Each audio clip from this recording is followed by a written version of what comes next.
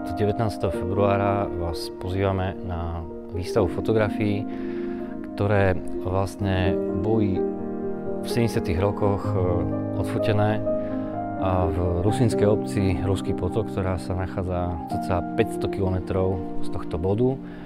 A výstava je v atriu Filozofickej fakulty aj preto, lebo jeden z autorov fotografií je pán profesor Podova, ktorý tu učil a pôsobil.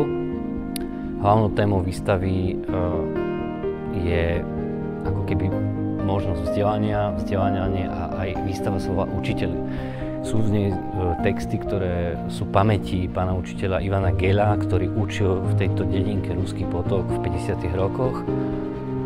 A ak človek si nájde kus času, tak si myslím, že si prečíta veľmi zaujímavé životné skúsenosti jedného učiteľa.